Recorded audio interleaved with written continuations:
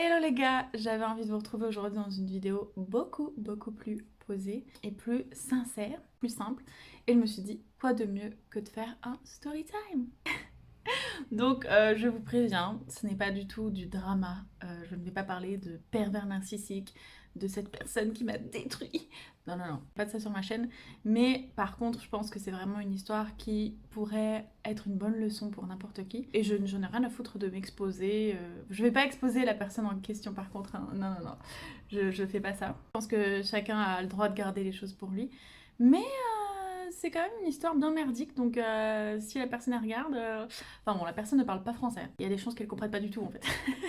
Donc ça va. Donc l'histoire de mon ex qui n'était pas en fait mon copain.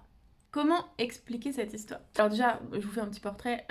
J'ai vraiment eu beaucoup de relations de merde. Non, pas beaucoup, mais j'ai vraiment une majorité de petites amies merdiques.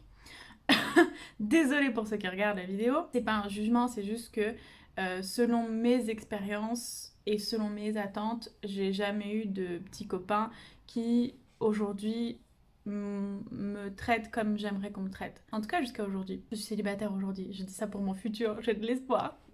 Mais de toute manière, je pense qu'on attire les gens qu'on attire, c'est-à-dire que c'est pas vraiment... Quand je dis ça, je me sens pas comme une victime, genre j'ai pas de chance, je suis tombée sur des connards. Non, non, non, on attire les gens qui, comment dire, qui nous représentent en quelque sorte. Donc c'est-à-dire que je pense que on fait entrer dans nos vies certaines personnes, déjà de manière délibérée. Donc quand je dis ça, ça veut dire aussi que j'aurais pu arrêter les relations beaucoup plus tôt. Et ensuite, on attire des gens qui vont nous apporter ce qu'on a besoin de comprendre en fait. Donc je pense que chaque relation est une leçon et qu'en fonction d'où on est dans la vie, et en fonction de nos blocages, en fonction de tout un tas de choses, en fonction de la façon dont les hommes nous ont traités quand on était plus petite, le sexe opposé en tout cas, eh bien on a créé certaines blessures et ces blessures vont attirer certaines personnes en particulier. Et du coup, je suis totalement responsable des personnes que j'ai attirées dans ma vie et chaque relation, même si elles étaient désastreuses, m'ont appris beaucoup de choses et ont fait la magnifique personne que je suis aujourd'hui. Donc pas de regrets, mais quand même, j'aurais préféré attirer des gens plus sympas. Et encore une fois, je reconnais que je suis complètement responsable de qui j'ai fait entrer dans ma vie. Du coup, c'est pour ça que je vais vous raconter cette histoire pour peut-être que vous ayez dans votre cerveau du coup les signaux qu'on retrouve dans beaucoup de relations, parce qu'il y a beaucoup d'hommes comme ça très lâches aujourd'hui qui ne savent pas vraiment ce qu'ils veulent. Et c'est pas forcément de leur faute, hein. Donc voilà, juste, vous avez compris, hein, j'accuse personne dans cette vidéo. Là, je vais vous raconter aujourd'hui l'histoire de cet ex. Une relation qui a duré donc 7 mois et je pensais qu'on était en couple pendant 7 mois. Mais en fait, non. Alors, déjà, comment j'ai rencontré cette personne?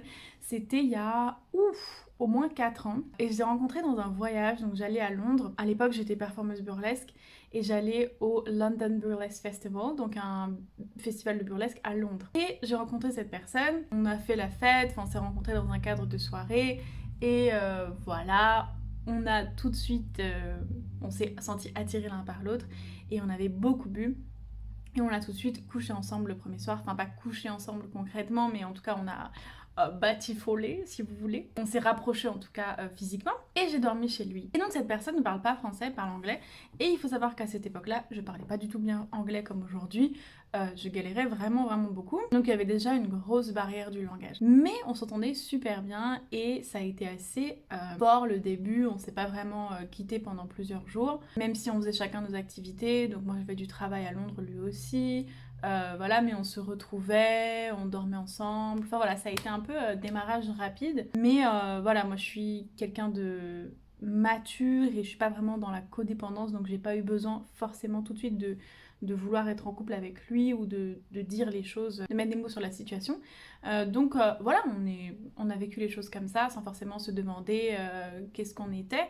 Et je fais ça dans la plupart de mes relations. Je ne dis pas au bout de très peu de temps ou même au bout d'un certain temps. Alors du coup, on est en couple.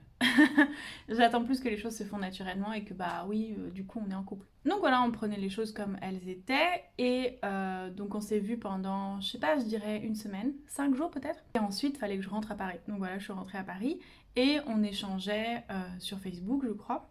Oui, sur Facebook. Donc on se parlait régulièrement, voilà, on était assez attachés, on était assez...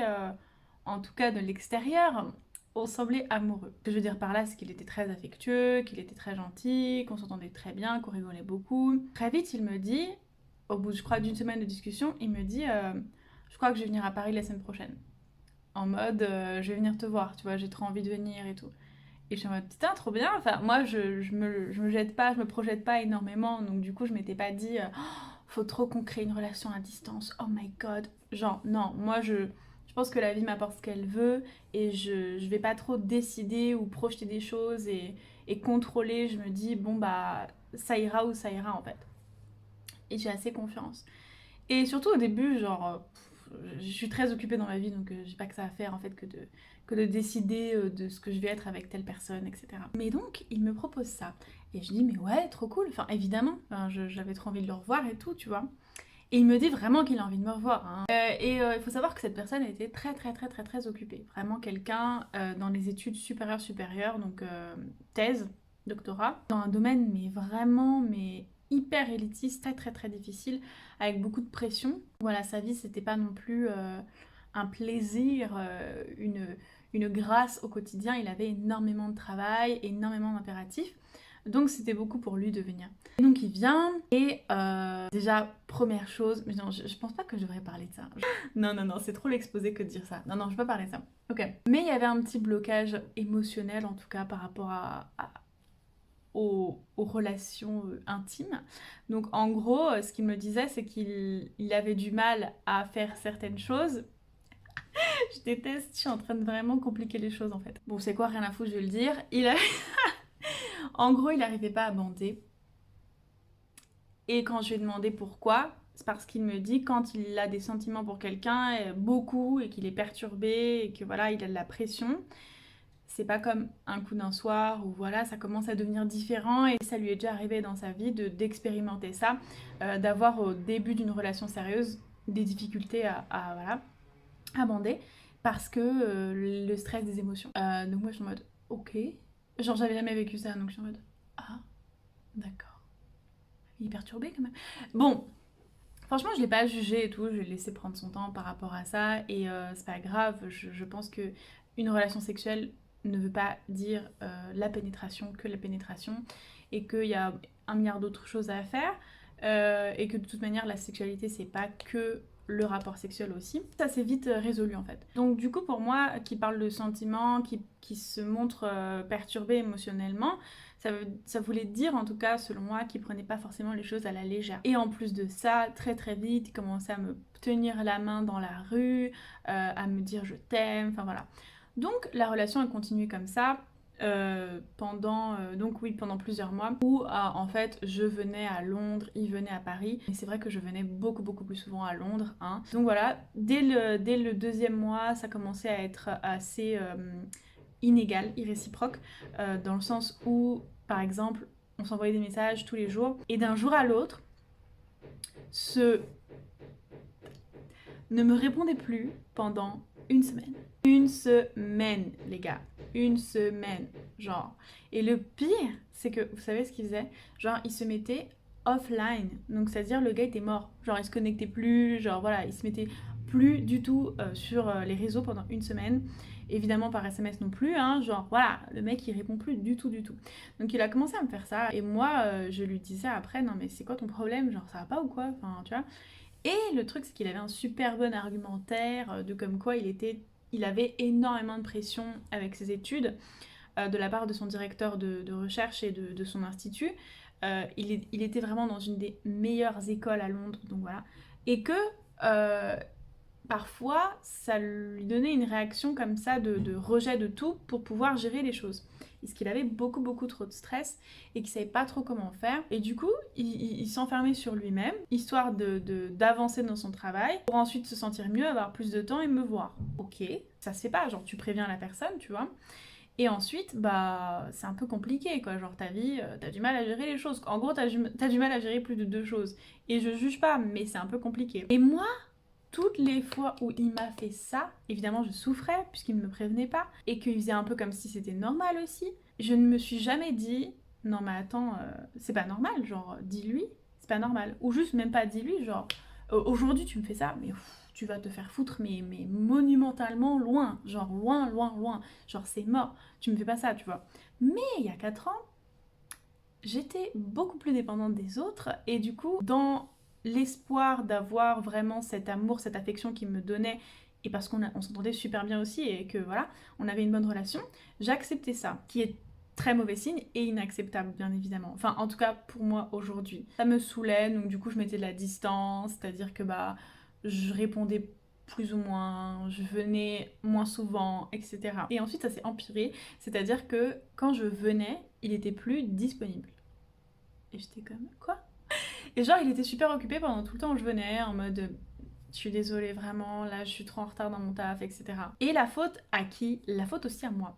Parce qu'en fait, moi à l'époque, je travaillais à Londres. Donc c'est-à-dire que j'avais vraiment souvent une raison de venir à Londres, mais aussi je venais pour le voir, tu vois, mais c'était pas très clair, c'est-à-dire que je lui disais pas vraiment que je venais pour le voir que lui. Non mais ma fierté, je sais, c'est débile, hein. Et sauf que lui, il retournait ça, comme j'avais pas été assez claire, que même si j'avais pas du travail, je venais parfois et que je serais venue dans tous les cas, il était en mode, mais je comprends pas, tu viens pas pour le travail, enfin, tu m'as dit que t'étais occupée aussi, du coup moi aussi je suis occupée.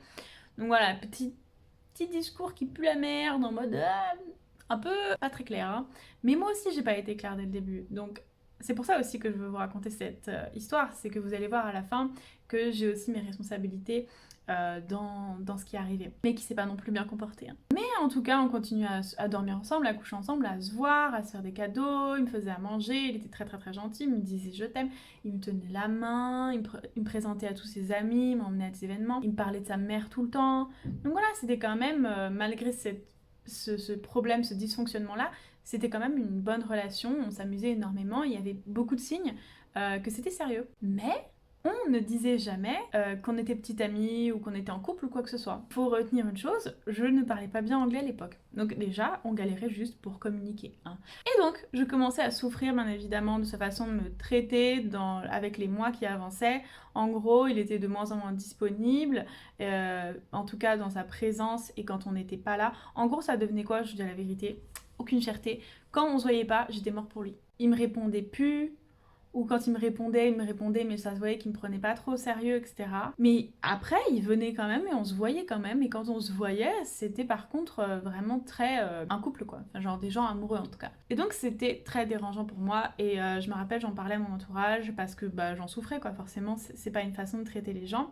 Et je savais pas trop quoi faire et tout. Je me disais, va peut-être falloir arrêter cette relation, etc. Je commençais à construire de plus en plus d'amertume et de colère. Et je suis quelqu'un qu'il faut pas mettre en colère. Non. Donc là, ça faisait genre vraiment plusieurs mois, 6 mois, 7 mois peut-être qu'on se voyait souvent comme ça. Et je viens cette fois-ci, et ça faisait peut-être 2 fois que je venais à la suite. Donc on se voyait tous les 15 jours, hein, à peu près. Plusieurs fois par mois en tout cas. Et du coup, ça faisait 2 fois ou peut-être 3 fois même, que je venais moi et que lui venait pas. Mais moi, je suis pas du genre à te dire non mais viens, allez viens. Genre non, non, moi je, je ne supplie pas, je ne demande pas aux gens. Je pense que les gens ils savent ce qu'ils doivent faire. Je suis assez claire comme personne, c'est-à-dire je dis ce que j'aime, etc. Donc du coup, à partir du moment où je sais que la personne sait ce qu'elle doit faire, je pars du principe que ce serait pas très bien pour mon intégrité de supplier ou de demander ou de dire. Donc là, je viens, ça faisait 3 fois que je venais et que lui n'était pas venu. Et j'arrive. Première journée, il n'est pas du tout disponible. Yes. Deuxième journée, on se retrouve à la fin de son travail, donc vers 17h je crois. Et on est censé se retrouver à un certain endroit qui veut me montrer un truc, enfin bref. Et le mec était assez romantique, hein, c'est ça que j'ai oublié de vous dire. Bon, je pense que vous avez compris, mais j'insiste, le mec était romantique. Et donc il me dit rendez-vous à cet endroit-là. Et c'était, je crois, le mois d'octobre, novembre, et à Londres, il commence à bien faire froid à ce moment-là. Et donc, je vais à cet endroit-là, et je l'attends, et je l'attends, et je l'attends, et je l'attends. Et il a 45 minutes de retard. Mon gars, 45 minutes, c'est énorme. Pour une meuf qui vient de France te voir, tu lui demandes d'aller à cet endroit-là toute seule, et tu l'as fait attendre 45 minutes, très bof. Très très très très bof. Et le pire, c'est qu'il me dit, je suis désolée, mais maintenant que je suis en retard, c'est trop tard pour t'emmener voir ta surprise. Et en plus, ce con, il a oublié ses clés, je sais pas quoi, donc il faut repasser par son appart, parce qu'il avait des colocs et tout. Enfin bref, un petit problème encore. Donc on doit repasser par son appart. Donc c'est encore, je sais pas combien de temps de trajet, tu vois. Et donc on arrive dans son appart, et là je lui dis, donc qu'est-ce que tu veux qu'on fasse ce soir? Est-ce que tu as des idées et tout? Parce que moi, si tu me fous un plan comme ça, va pas croire que c'est moi qui va ensuite te trouver une sortie pour ce soir ou même être enthousiaste ou quoi que ce soit.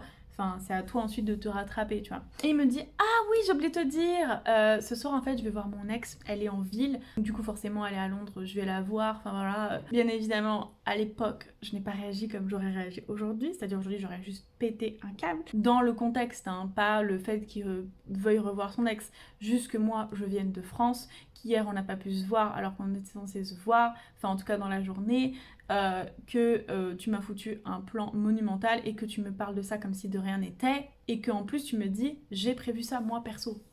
Du coup ça te dit de venir? Pourquoi ça me dirait de venir? T'es en duo, en tête-à-tête avec ton ex? Genre sérieusement j'en ai rien à foutre de rencontrer ton ex. Genre c'est une blague ou quoi tu vois? Et je me suis dit oulala non mais là c'est pas possible, genre il veut me faire fuir genre clairement. Mais c'est vraiment une personne super sympa, super honnête et simple et qui est vraiment content de revoir les gens qu'il aime bien, pas avec des mauvaises intentions ou en mode voilà je veux revoir mon ex pour... Non, non, non, pas ce genre de personne. Mais quand même, on est d'accord que c'est abusé. Et du coup, il voit ma tête, genre je pense que j'étais en mode... Hein. Il me dit, bon je te laisse réfléchir, je vais prendre ma douche. Mon Dieu. Et donc moi, sachant que avant même de venir, je me disais ouais cette situation est injuste, c'est pas vraiment une bonne relation, je souffre trop et lui il a pas l'air vraiment de souffrir donc ce serait peut-être le moment d'arrêter les choses. Sachant que je pensais à ça avant de venir, quand il m'a dit ça, j'ai fait non mais attends, c'est juste complètement mort en fait. Et il revient et il me dit bon je comprends vraiment pas pourquoi t'es énervé, genre super agressif, genre franchement pourquoi tu t'énerves pour ça, genre franchement je vais aller tout seul et tout. Je m'étais pas énervée. Le mec, il m'a jamais vu énervé en fait. Et je lui dis attends, t'es énervé là? En anglais, hein. Et à l'époque, je parlais pas très bien anglais, hein, donc imaginez comment c'est difficile pour moi. Et il me dit bah ouais, enfin carrément, pourquoi tu t'énerves en fait? C'est bon, j'ai le droit d'aller voir mon ex, tu vois. Non mais on parle de j'ai le droit, j'ai pas le droit. C'est vraiment, ça pue la merde quoi. Je suis vraiment pas la personne qui va faire sentir à quelqu'un qu'il a le droit ou pas le droit de faire ça. Genre, je suis pas du tout possessive, c'est ça que je veux dire. Donc du coup, je lui dis excuse-moi, mais mon copain, donc je dis my boyfriend, qui veut aller voir son ex quand moi je viens à Londres, c'est pas vraiment une bonne nouvelle en fait, tu vois. Et il me dit quoi, mon copain? Je dis bah quoi, j'ai pas le droit de dire mon copain maintenant, tu sais, genre ça commence à vraiment monter. Je dis on est un couple, j'ai le droit de dire mon copain. Et il fait depuis quand on est un couple? Et il était super sérieux les gars, genre il était pas en mode, c'était pas pour me briser le cœur qu'il me disait ça, il était juste en mode attends, t'as dit on est en couple là? Genre quoi? Et je suis tombée, vous savez, genre comme dans les films, j'étais debout devant le lit, je suis tombée assise sur le lit et j'étais choquée. C'est-à-dire que ça faisait 7 mois. Pour lui, on n'était pas en couple, on n'était pas une relation, on était genre deux personnes qui se voyaient comme ça. Je lui dis, donc tu me dis je t'aime tout le temps, on se voit souvent, on se voit que nous. Je dis, d'ailleurs, je lui dis excuse-moi, hein, mais tu vois quelqu'un d'autre? Ou il me dit non. Je lui dis d'accord, moi non plus. Il me tire la main, enfin je veux dire, t'as totalement l'attitude d'un mec en couple, et là tu me dis qu'on n'est pas en couple. Et il me dit non mais attends, mais non, enfin pas du tout, mais t'as pas compris, enfin t'as tout mal compris, genre je pense que, enfin on est vraiment pas d'accord, on est vraiment pas sur la même longueur d'onde et tout. Donc je lui dis non mais attends, mais c'est une blague, genre vraiment je me sentais mais dans un film, genre je pensais que c'était pas vrai, vraiment j'étais en mode quoi? Et le mec me dit non mais enfin moi je suis du genre à tenir la main facilement, je te dis je t'aime mais je t'aime bien. C'est pas genre je suis pas amoureux de toi, c'est pas genre je t'aime, je suis amoureux de toi. Et ensuite, enfin, je comprends pas, pour moi on est sex friend en fait. Waouh, je vous souhaite vraiment pas, après des mois de relation, de prendre ça dans la gueule parce que franchement, sex friend. Le mec n'est pas vraiment au courant des définitions, hein. Non mais en tout cas, il me jure que Et puis ça se voit dans ses réactions que c'est pas du tout ce qu'il pensait. Et donc moi, mais pour moi c'est comme si genre je me rendais compte, tout ce que j'ai cru pendant cette demi-année quoi, vraiment c'est beaucoup, c'était faux et que donc j'ai vécu un truc qui était pas vrai, j'ai rêvé pendant tout ce temps, genre je me suis trompée, j'avais vraiment un sentiment de trahison mais vraiment très très fort. Et donc moi je lui dis mais en fait moi je t'aime genre vraiment. Comment ça tu m'aimes pas vraiment tu vois. Dans ce cas-là ne dis pas je t'aime tout le temps. Et il me dit non mais je t'aime mais pas comme ça en fait. Et je me rends compte quand il me dit ça que c'était juste pour lui j'étais juste un plan cul en fait. Genre régulier, genre qui prend l'Eurostar. Pardon? T'es bête ou quoi? Genre, et pourquoi tu viens en plus? Mais genre, quoi? Et pourquoi tu me parles de ta mère? Pourquoi tu parles de choses sérieuses? Pourquoi on partage autant? Genre, j'étais mais au bout de ma vie, c'est-à-dire vraiment j'ai fait une crise d'angoisse. Franchement, première fois de ma vie à cette époque-là que je fais une crise d'angoisse, j'en ai fait, je pense, deux autres ensuite, dans ma vie en tout cas. J'étais très très très choquée en fait, vraiment bouleversée, j'étais choquée d'avoir à ce point-là pas compris en fait. Et je me suis sentie, bah ouais, pas aimée quoi, tu vois. Donc forcément ça fait mal. Et donc je suis partie le lendemain, mais le mec il était dévasté, genre... je te jure, il était comme si il était en deuil, genre il se comportait vraiment de manière très très très très solennelle et triste. Tu vois, genre il m'a raccompagnée à l'Eurostar et tout, genre ambiance. Et franchement, j'ai mis du temps, je vous dis j'ai mis du temps à accepter euh, qu'on m'ait traité comme ça déjà et que je me sois plantée à ce point-là parce que je me suis voilée la face hein, évidemment. Mais c'est juste que comme j'étais plus jeune et que je ne pensais pas en fait que c'était possible d'avoir aussi peur d'être en couple et du coup de faire tout comme un couple mais de ne pas vouloir quand même s'engager. Parce qu'en fait c'est très irresponsable de sa part par rapport à moi, ma personne et mes émotions. Alors peut-être qu'il est immature au point de ne pas s'être rendu compte, mais bon quand même, tu peux te mentir à toi-même à ce point-là, mais tu sais quand même que tu mens aussi à l'autre. Ou pas, je sais pas. Peut-être il y a des gens qui sont très cons. Mais donc voilà, j'ai mis du temps à digérer cette histoire. Et pourtant, c'était pas la plus longue du tout de ma vie, c'était pas la plus importante et tout.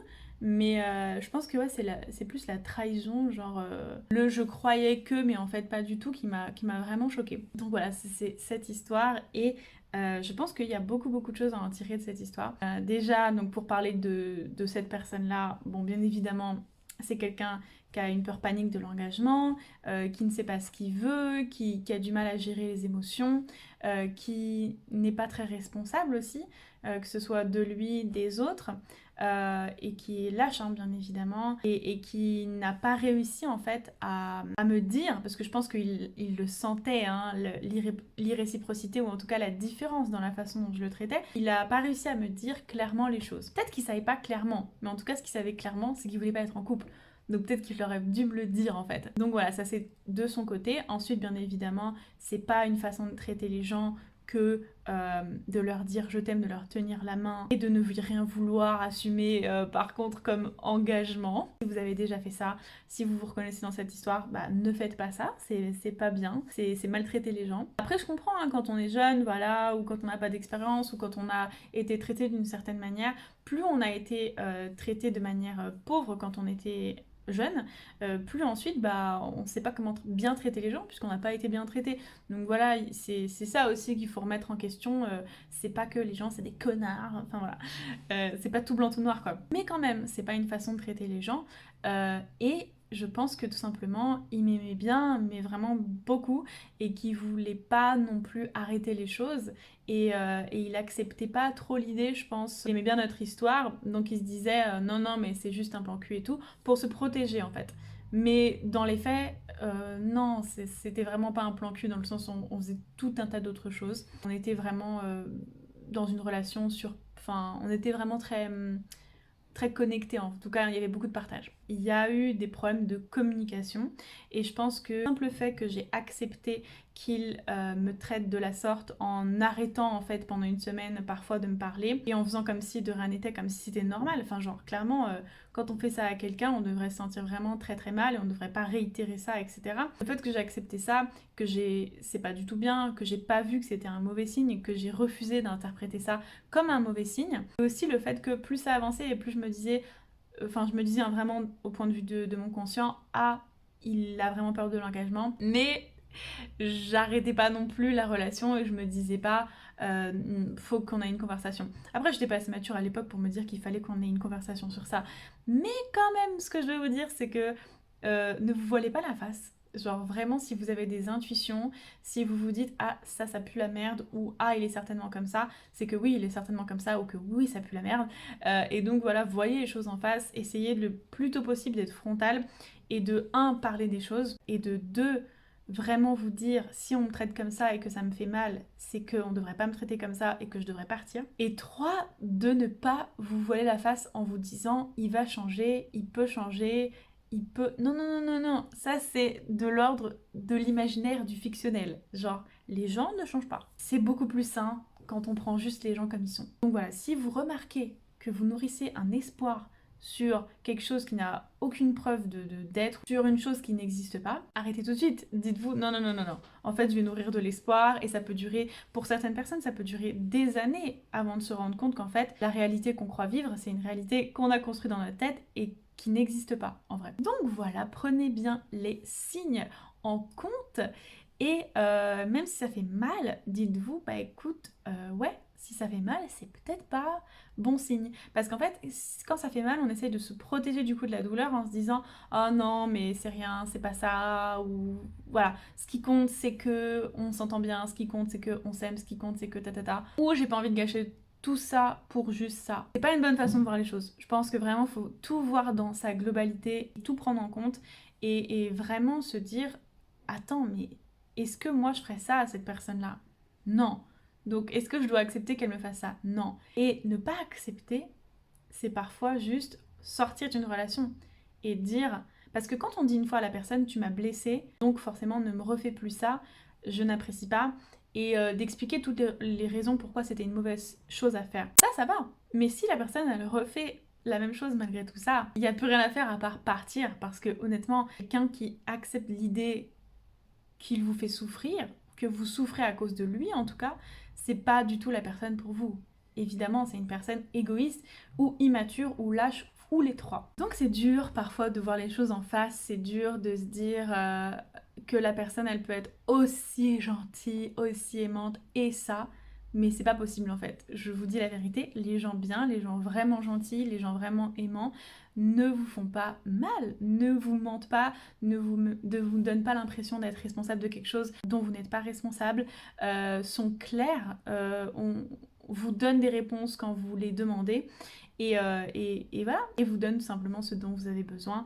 Et si jamais ils ne vous donnent pas, vous leur expliquez ce dont vous avez besoin, ils essayent de faire en sorte de vous donner ça. Là, les leçons, moi, que j'ai tirées de cet ex qui n'était pas mon ex, finalement, qui n'était pas en couple avec moi. Je me sens pas particulièrement manipulée par cette personne. Je pense que vraiment, c'était plus de l'ordre de la très très grande inexpérience et immaturité de son côté, et peur aussi. Je pense qu'il était vraiment dans la peur de réaliser à quel point il voulait pas être en couple, et à quel point il voulait pas non plus qu'on se voit plus. Donc je pense que c'est pour ça qu'il a autant essayé inconsciemment en fait de faire des choses pour me rejeter, pour que je parte tout simplement en me disant non mais attends, c'est un con. Alors que c'est pas du tout un con, hein, bien évidemment. Mais non, je persévérais. Mais voilà, j'avais envie de vous raconter cette histoire aujourd'hui, mon premier story time. Parce que je pense qu'on devrait vraiment avoir honte de nos moments où on a raté, où on était nul, où on n'a pas compris, où on s'est fait trahir. Voilà, des moments où on est un peu une victime, quoi. Ou en tout cas, on est vulnérable et où on a fait des erreurs. Je pense qu'on ne devrait pas avoir honte de ça. Je pense que ça peut vraiment apprendre énormément à tout un tas de personnes. Et j'avais pas du tout envie aussi de juger... J'allais dire son prénom. Ah j'avais pas du tout envie de juger cet ex-là et de lui faire des reproches. Mais par contre, je me suis quand même permis de dire tout un tas de choses parce que on sait jamais, peut-être que vous, en fait, en tant qu'homme ou en tant que femme, vous vous êtes comporté comme ça avec quelqu'un. Et vous n'êtes pas rendu compte, en fait, de ce que ça a fait à l'autre. Et on peut toujours apprendre. Donc voilà, c'est pour ça que j'ai dit des choses sur lui. Mais... je ne lui en veux pas. Mais vous savez, je pense qu'on traite les gens comme on se traite nous-mêmes. Donc, encore une fois, très dur tant qu'on s'aime pas et tant qu'on n'a pas redéfini tout un tas de choses par rapport à soi, ce qu'on veut, ce qu'on est, etc.